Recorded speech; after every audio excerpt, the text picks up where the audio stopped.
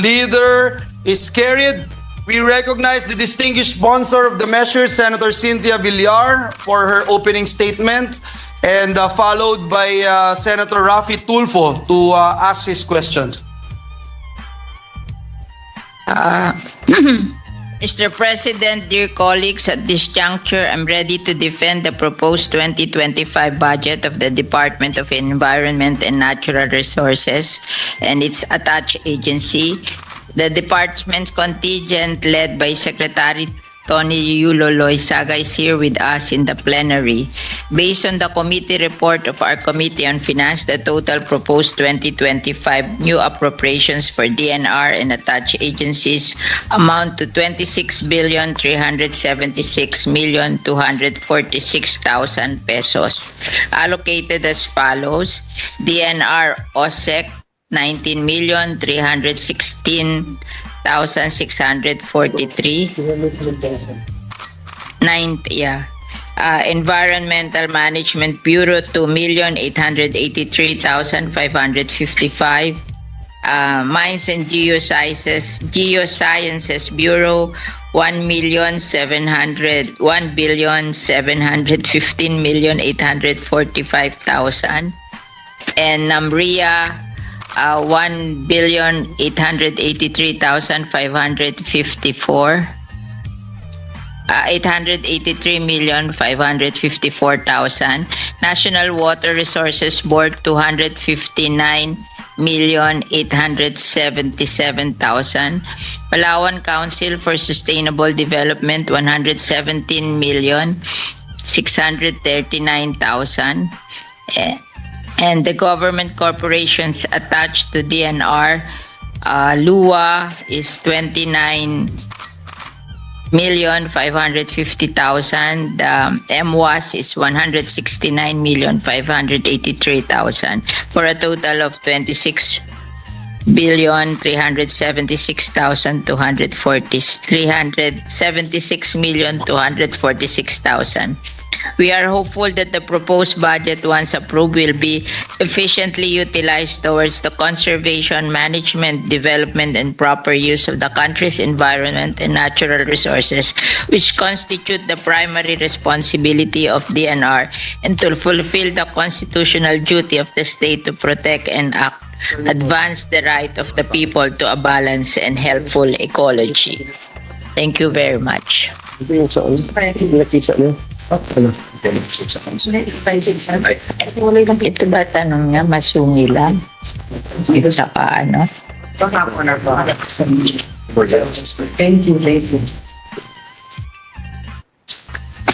Asan yung laksang mining? Ito lang yung mining, ano lang, loss eh.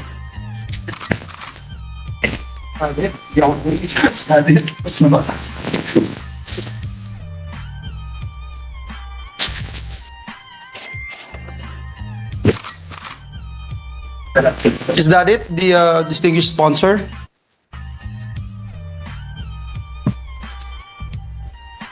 Is that it? We can't hear you. We recognize the distinguished gentleman from the great province of Isabela and Davao, Senator Raffy Tulfo, for his questions. Thank you, Mr. President. Thank you, Madam Sponsor. Before my interpellation, please direct your site dito po sa slides na papakita ko, and there you go. I asked the good sponsor, sino po yung sa picture dalawa ng binilugan? By the way, the picture is courtesy of Philippine Star. Paki-explain lang po kung sino po yung dalawang nabilugan doon sa picture, at kasama po sa picture taking na yan yung si Secretary. Ano Secretary? Secretary Loizaga. Pwede ba paki-zoom? Maybe Secretary Loizaga can identify those two people na nakasama sa picture na nabilugan. Yan. Pwede pang paki-zoom ng konti. Ayun, medyo maliwanag na. Isang girl, isang guy. And then, no, both female. Sorry, both female. Sorry, both female. Excuse me. Both female.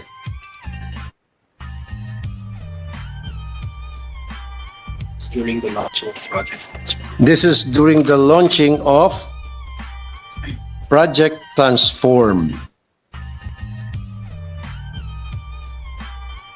Pwede bang paki-identify po, Madam Sponsor, kung sino po yung dalawa sa picture na binulugan?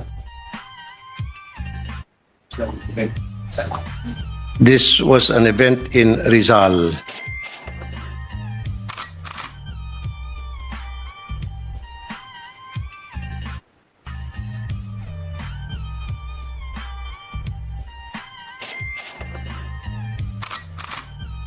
Si Governor Inales. They are stakeholders operating in Rizal, and they were invited by the governor of Rizal to do what? discuss a joint project with all the stakeholders. Joint project. Of Rizal. Yes. Can the good sponsor tell us exactly who these two people are, their names, and then what their who they represent, They are and what are the kind of business that they do, that they own?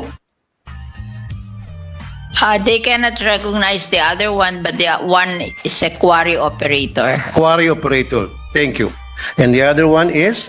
They do not know him. Okay, well, I'll identify the second one. Estelle Marie Rebancos, an officer of Montalban Aggregates Producers Association. So quarry operator also. Exactly. In 2022, DNR ordered the suspension of the quarrying permits of the large-scale companies allegedly encroaching on the Masungi G Reserve in Rizal, including the Rapid City Realty and Development Corporation, Kim Song Limestone Incorporated, and Quarry Rock Group Incorporated, owned by Angelita Lee, who happens to be in the picture. Sinuspindi po ng DNR ang quarrying permit na mga nito, and yet, inibitahan sila diyan sa Project Transform. So out of delicadeza, bakit po sila nandyan? Ba't sila naimbitahan? As I mentioned, they were invited by the governor of Rizal, stakeholders of in Rizal. Hindi ang nag-imbita sa kanila, Yes. DNR. Yes, di po ba? Dapat bilang secretary ng DNR, tinatanong niya, karapatan niya itanong kung sino-sino ang magdadalo sa isang pagtitipon. But they canceled. You canceled. Inside. That's a DNR event, actually. Side. So, ang DNR Cancel. must have the call kung sinong imbitahan at sinong hindi. Hindi naman event yan ng governor eh. Event po yan ng DNR. So, ang DNR dapat ang gumagawa ng guest list. Hindi po si governor. Kahit na halimbawa inibitahan ni governor, pero pwede naman tablahin ni DNR secretary. Sabihin, I don't want that two persons invited because may mga problema sila. Nasuspindi namin yung kanilang mga permits, and then I don't want to be mixed with those two individuals. Rapid City company inside the Masungi Reserve was canceled in 2023 because you. it's inside the protected area. Tama po. Italy, who is operating outside, is still operating. Yun nga po, Madam Sponsor, Mr. President. Nagkaroon ng event ang DNR. Now, syempre, ang DNR may control doon sa guest list, doon sa mga taong imbitahan nila o hindi. Okay, sinasabi ng DNR, those two people were invited by the governor. The governor of Rizal. Exactly. Pero sila pa rin may control kung sino ang papupuntay nila o hindi, regardless kung invited the governor, because that's an event of the DNR, that's not an event. My dear Senator, when the governor is inviting people, the DNR cannot stop the governor. No, but That's the reality of life in the Philippines. Like, for me, if I am in Las Piñas and the mayor of Las Piñas will invite people, I cannot say that, look, I don't like these people. You don't do that. No, ma'am. Kasi kung ako po ang nasa sitwasyon dyan at ako po ang secretary ng DNR, ako po ang may call kung sino yung mga guest na papasok. Pwede ko pong harangin yung mga taong ayaw kong papasukin regardless kung yan ay kasama ni Governor. Siguro naman may mga PA siya o EA na magsasabi sa kanya, sorry po Gov, wag muna natin siya isama kasi may problema po yan. The governor cannot do that. Well, I thought... I mean, I'm a politician. You don't do that when you're governor. Well, I'm also a politician, but yeah, I but have the right. what's good is that the Rapid City was cancelled because it's inside a protected area. I know. Little was not cancelled because it's operating outside the protected area. Madam Sponsor, Mr. President, ulitin ko. At sasabihin kong dahilan kung bakit ko pinakita yung picture na yan. Mhm. Nagkaroon ng event ang DNR. Project Transform. Now, before I proceed, nandyan ho ba si Gob? Si Governor Henares? Nandyan po siya? Okay. Exactly. So, bit-bit ni Governor. Pero, if I were the secretary, meron naman sigurong karapatan magsabi, Gob, pwede ba? Wag mo muna natin isama yung dalawa. Magkakaroon tayo ng picture taking at baka magkakaroon ng kulay out of delicadeza kasi may problema yan. Ayaw ko makahalo-bilo mga yan dito. Siguro naman si Governor magsasabi, of course, kasi event nyo ito, gagalangin ko yung request mo. I don't think the Governor will say, no, hindi pwede, bisita ko to eh. I don't think the Governor will say that. Don't think the governor will say that, but Exactly. In his mind, he cannot say, like, if you're a constituent in the province, you cannot say it directly to your constituent. Oo. So that Kahit na gusto niyan sabihin, hindi niya. yes, so that means the Governor has a say on environmental regulations. Not But this is- necessarily. Therefore, may karapatan ng DNR na tumanggi kung sino yung mga bisitang ayaw na papasukin niya sa event nila. Because that was a DNR event.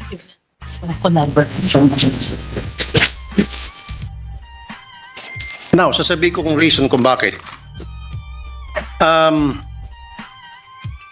DNR is set to cancel the contract of Masungi Geo Reserve Foundation Incorporated over Marikina Watershed. They might have the right to do so legally, but morally, no. Some people will say that. They have the legal right to do it, but it is not in accordance to good practice.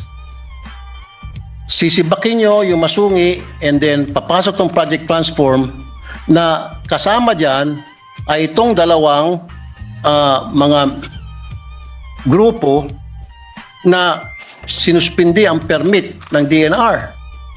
At hindi man lang inibitahan yung mga taga-Masungi sa gathering na yan. No, Little is operating outside Masungi.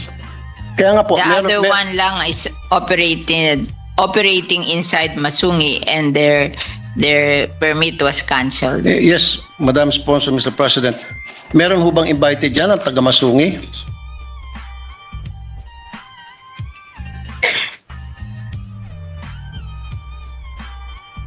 Meron. Hindi. Kung may invited daw doon taga-Masungi. They were invited, ma'am, but they didn't. Bukod sa hindi invited yung Masungi, wala rin pong representative na indigenous tribe leaders and watershed NGOs. They said that this They were not as well invited. Ang imbitado lamang yung dalawang personality na binanggit ko na meron pong problema sa DNR, mismo DNR na nag-cancel ng kanilang permit in 2022.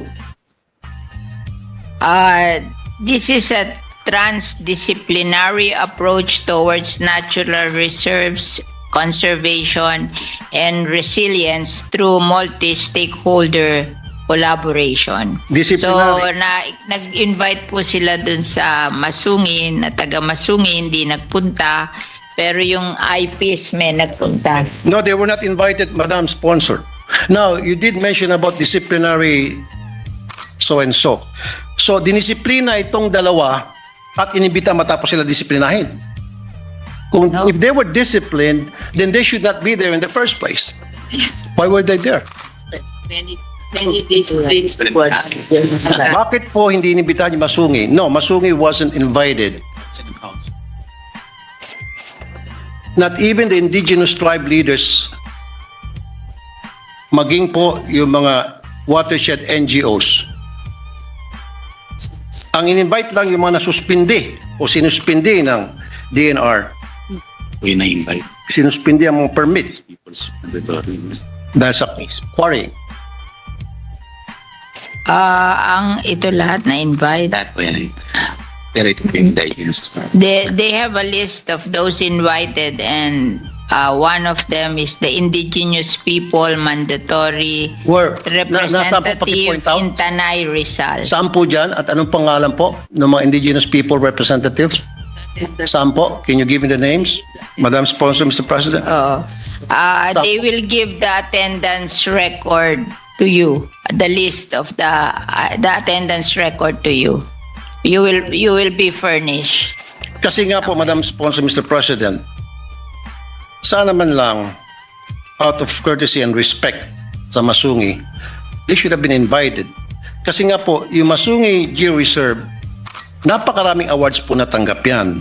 Since 2016, Model for Balanced Man-Nature Interaction, World Conservation Congress 2016. 2018, Special Commendations, Pathfinder Award, Innovations for Conservation, Financing and Resourcing. 2020, Top 5 Finalists, Win-Win, Gothenburg Sustainability Youth Award. 2021, winner Vanity Fair's 2021 Changing Your Mind Travel Awards and Hollywood issue. First place, Water Change Maker Awards 2021 Global Water Partnership. Warriors of the Year, Esquire Man of at his best 2021. Heroes and Mavericks. 2022, United Nations Sustainable Development Goals. Awardee Forbes 30 Under 30 Asia 2022. Winner International Union for Conservation of Nature. World Commission on Protected Areas 2022 International Ranger Awards. Winner Sustainability Initiative Award. Bet Asia Awards 2022. 2024 Asia Pacific Social Innovation Partnership Award held on May 4, 2024 in Taiwan. Impeccable record meron po tong Masungi. And yet, ang DNR is set to cancel their contract. Like I said, they might have the legal right to do so. But hindi man lang nila kinonsider itong awards na natanggap na Masungi, therefore, they're more than qualified na. But there, the land is a protected area owned by the government. It cannot be given to any private entity. How about a Project Transform? Project Transform would benefit from the knowledge and experience of Masungi already has. Yeah. Kung tutuusin. But they They should cannot have been own the invited. property. I know po, Madam Sponsor, Mr. President. Kasi yung experience ng Masungi, pwede pong magamit ng Project Transform. Mapapakinabangan po ng Project Transform itong experience at itong magandang records ng Masungi. Kayo po, Madam. Negosyante po kayo, Madam Sponsor. But it Would you do doesn't that? solve the legal problem of Masungi. I'm not talking about Madam Sponsor. I'm not talking about the legal problem. But in the end, you have to be legally correct. I know. You you're- are a businessman. Everything should be legally correct. Well, some shrewd businessmen may be.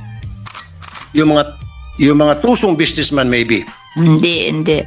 Kasi Pero pag yan hindi daw, pusong negosyante, based on the history of Masungi, they were granted that to build socialized housing during the old times. You have to go back to the history.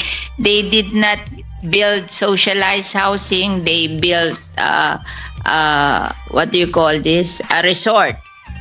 and that is not the original intention of the Maisungi Geo Reserve. Oo. So, in fairness to our government officials, they cannot allow something illegal because they will answer for it in the future. So ito pong mga member ng Project Transforms, ito po ay mga violators. So aren't they considered as illegal? Inimbita daw nila, hindi nagpunta. Hindi po inimbita ang Masungi. No, Masungi was invited. We talked to Masungi. Would you like us to bring Masungi here? Or even make a phone call? Tawagin niyo Masungi. Would somebody call Masungi? Right here, right now. Magkaalamanan kung sinungaling, DNR o Masungi. Kung gusto mo, magpaano pa tayo, lie detector test, Where? polygraph test, para malaman kung sino sinungaling. Well, show us proof like letter of invitation. Kasi siyempre, pag in-invite sila, hindi naman verbal lang yan. Yan po'y pinapadala sila ng sulat. Nasaan po yung sulat na they were officially invited, not just verbally? Can you show us? Yeah. Where is it? Right. Invitation natin sa council, will kayo then provide pinahan. We will provide you the invitation to the council of which Masungi Geo Reserve is a member. No, what I'm saying is a letter of invitation which Yeah, would they're looking indicate for it. that they were officially invited. Without that letter, parang hearsay lang, na-invite kahit na hindi.